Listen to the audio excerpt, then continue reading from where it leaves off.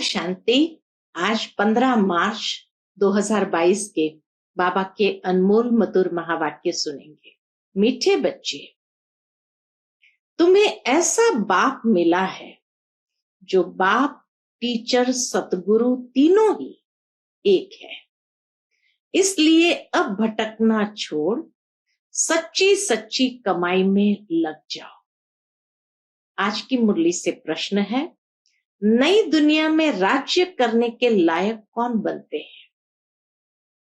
उत्तर है, जो अभी सर्वशक्तिमान बाप से सर्व शक्तियां प्राप्त करते हैं।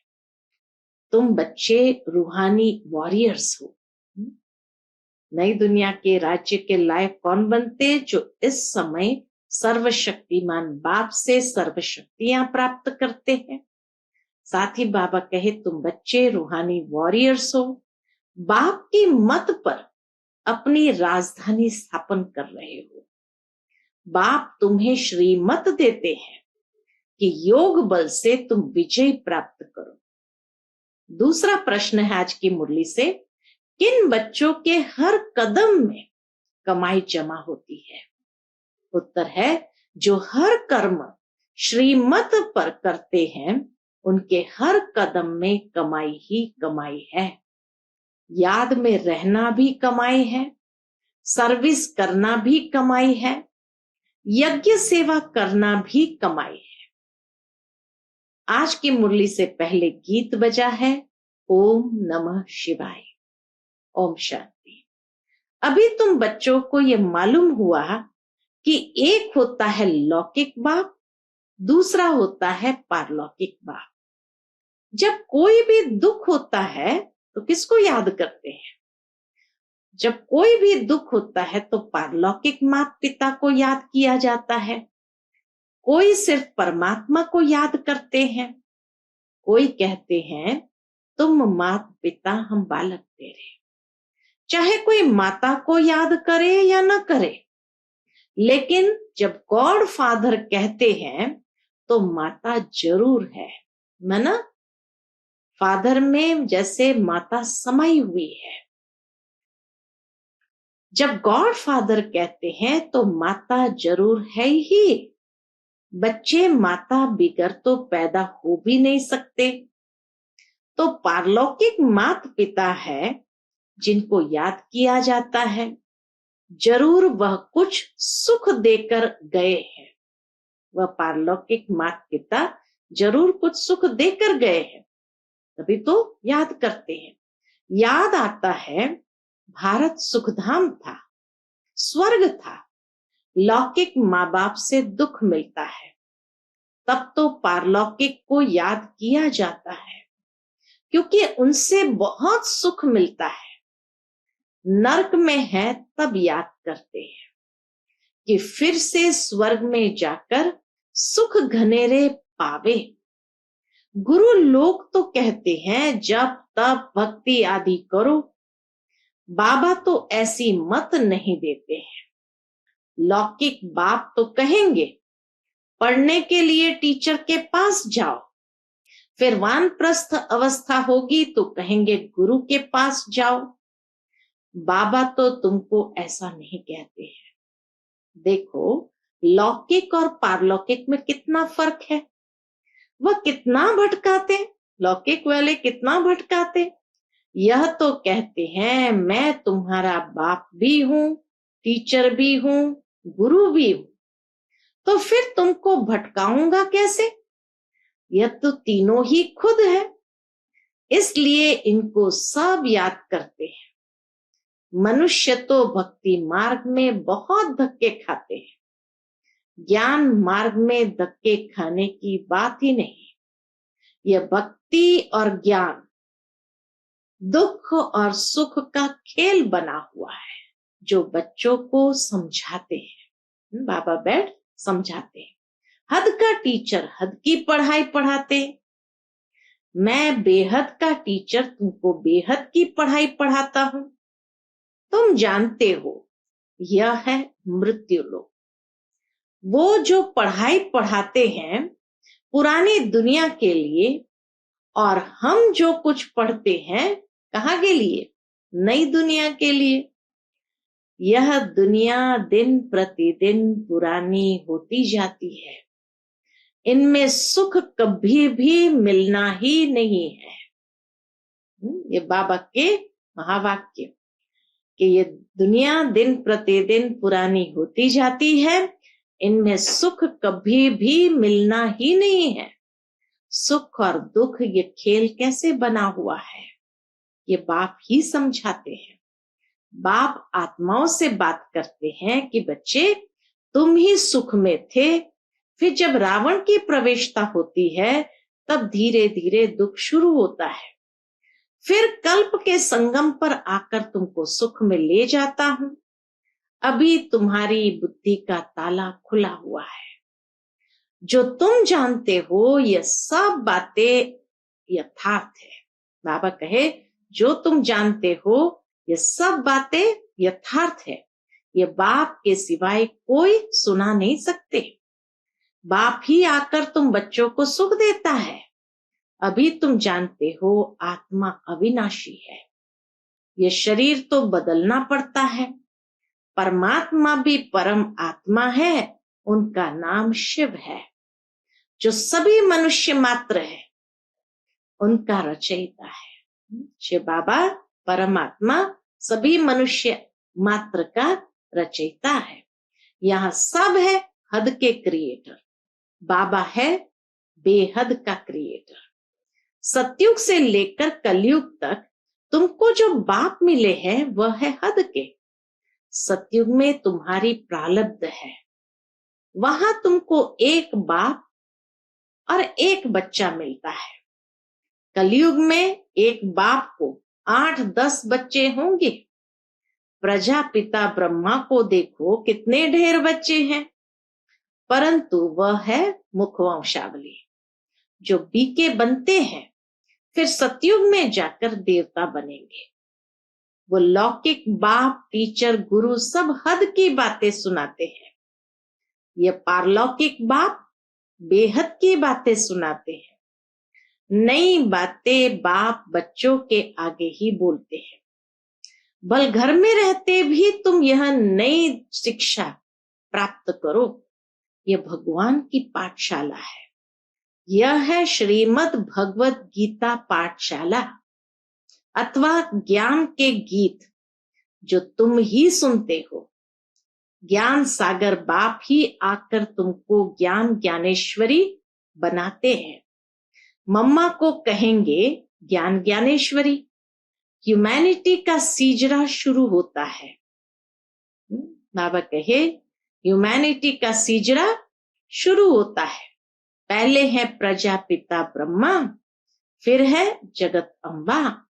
पहले पहले ब्राह्मण रचते हैं, फिर है देवता, क्षत्रिय, वैश्य, शूद्र।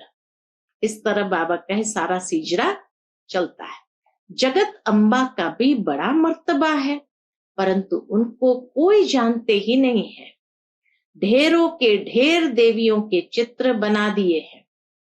वास्तव में देवियों को कितनी भुजाधारित दिखाते, वास्तव में 8-10 भुजा वाले कोई मनुष्य होते ही नहीं। विष्णु को 4 भुजाएं दिखाते हैं, परंतु 4 टांगे नहीं दिखाते। यह सब है गुड़ियों का खेल। कलकत्ते में बहुत देवियां बनाते हैं, बहुत खर्चा करते हैं, खिला पिलाकर फिर जाकर डुबोते हैं। यह सब है भक्ति मार्ग। तुम जानते हो हम 100 देवी देवता थे, फिर असुर बने, फिर बाप आकर 100 देवी देवता बनाते हैं। अभी यह भ्रष्टाचारी दुनिया है। गवर्नमेंट भी कहती है, परंतु सीधा पूछो तुम पतित हो तो मानेंगे नहीं। अरे तुम पतित पावन को बुलाते हो, सब बुलाते हैं। यथा राजा रानी तथा प्रजा सन्यासी पवित्र बनते हैं, यह भी ड्रामा में नूंद है। भारत जैसा पवित्र खंड कोई होता ही नहीं, इसलिए उनको कहा जाता है सचखंड। भारत पवित्र खंड है और इसीलिए उसको कहा जाता सचखंड। फिर वही जूठ खंड बनता है। भारत को पावन बनाने बाप भारत में ही आते हैं। भारत में ही शिव का अवतरण होता है।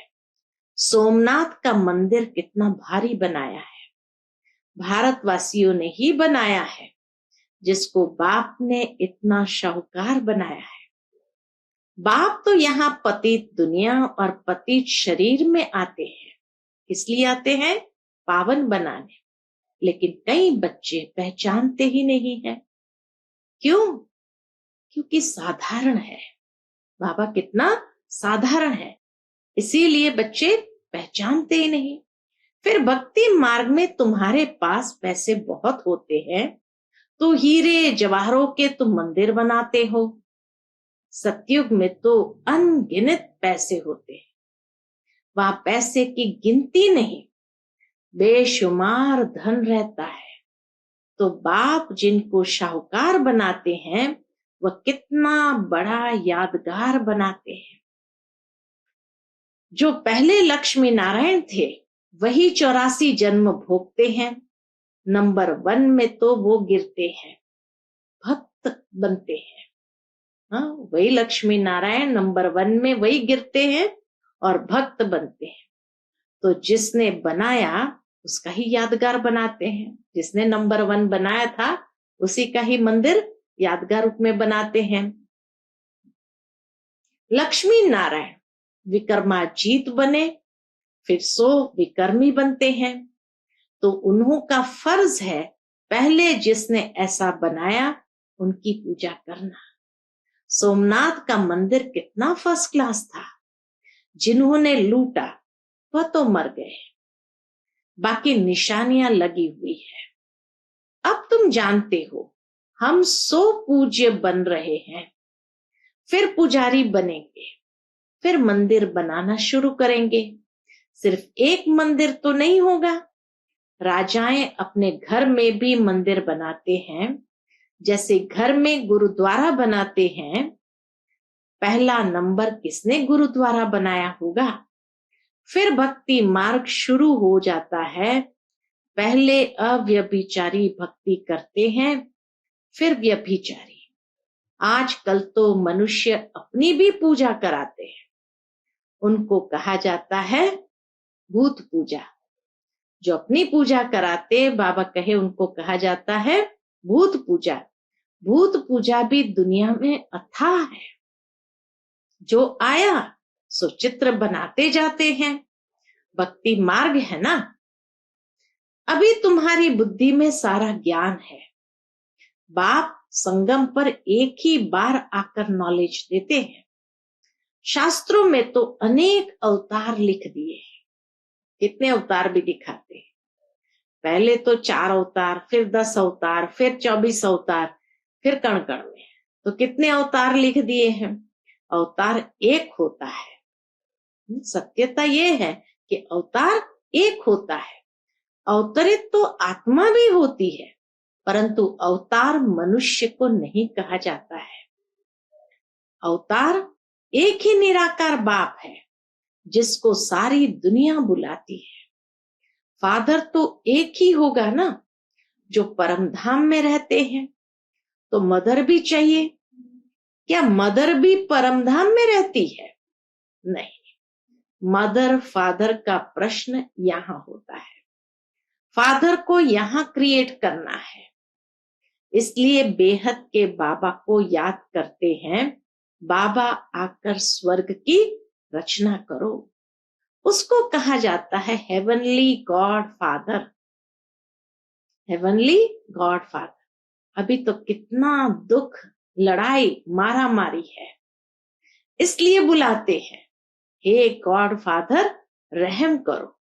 हे पतित पावन आओ, हम सब दुखी पतित है।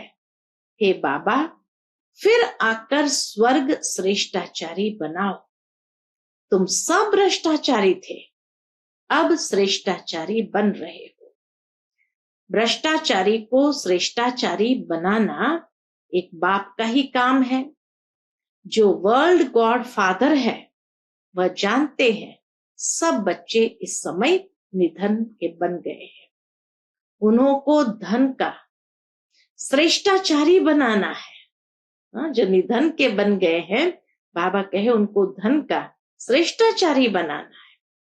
10-20 मनुष्य को तो श्रेष्ठाचारी नहीं बनाएंगे। भारत श्रेष्ठाचारी था तो डीटी गवर्नमेंट थी। भारत श्रेष्ठाचारी था तो डीटी गवर्नमेंट थी। अब रावण राज्य है तो 5 विकारों की प्रवेशता है। भगवान वाच, एक निराकार को ही भगवान कहा जाता है। एक गीता को खंडन करने से सब शास्त्र खंडन हो जाते हैं। बाप कहते हैं, मैंने तुमको जब राजयोग सिखाया था तो भारत स्वर्ग बन गया था। गीता मैंने सुनाई थी। कृष्ण को सारी दुनिया का भगवान कह न सके। हम आत्माओं का बाप तो निराकार भगवान है। बाकी ये कैसे कहा कि गीता का भगवान श्री कृष्ण है? कहते हैं व्यास ने लिखा है, परंतु बाप कहते हैं नए विश्व का रचयिता, ज्ञान का सागर, पतित पावन मैं हूं।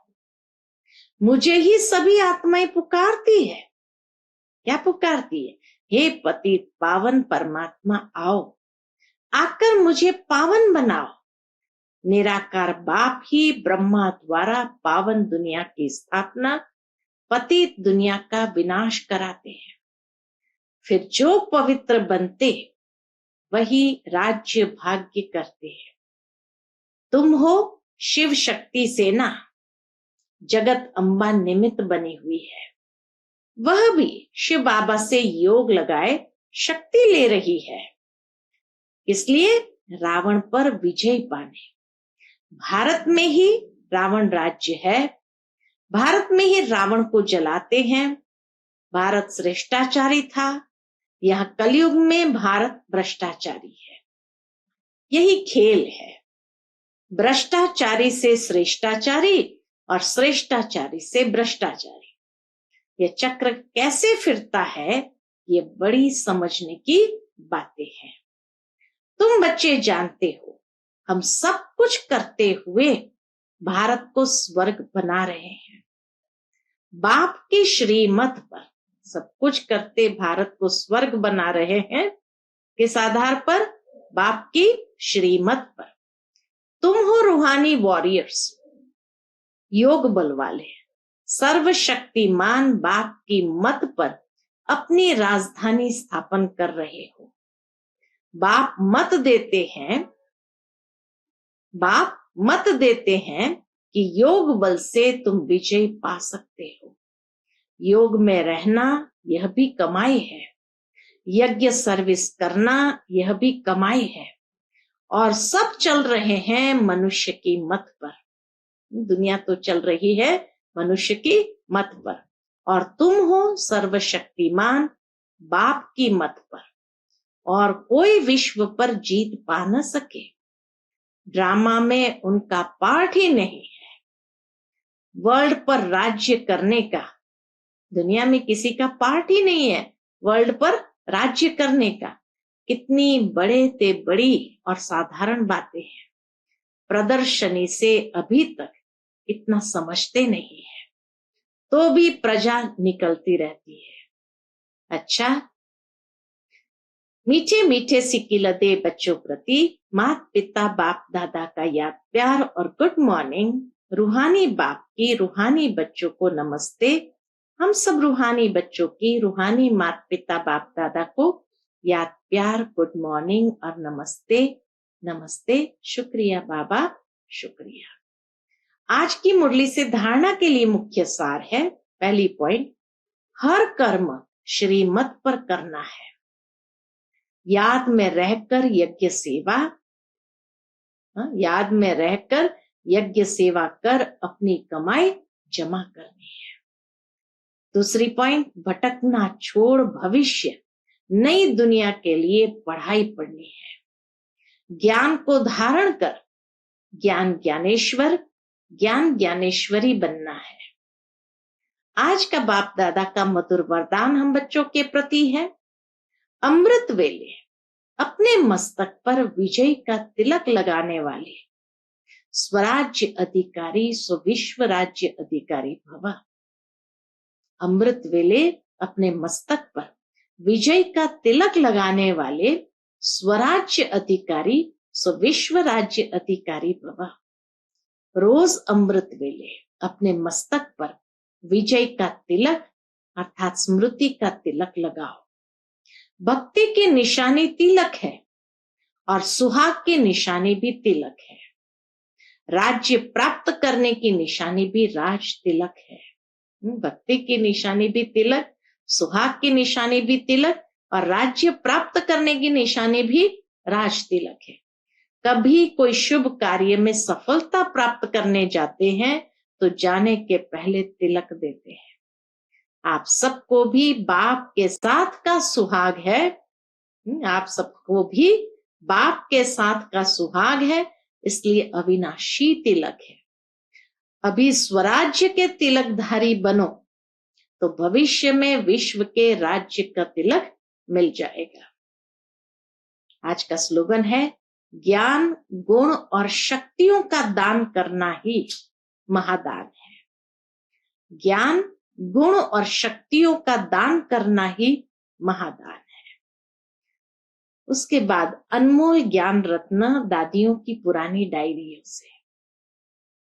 जिस समय कोई दैवी वत समझता है कि मैं तन मन धन सहित यज्ञ में स्वाहा अर्थात अर्पणमय हो चुका, उस समय उस अर्पण हुए वत्स में कुछ भी अपनापन नहीं रहता है। जो यज्ञ में स्वाहा हो गया उसका अपनापन नहीं रहता है। सब यज्ञ की सर्विस में आ जाता है। उसमें भी तन और मन तो नजदीक रहता है। धन फिर भी अलग है।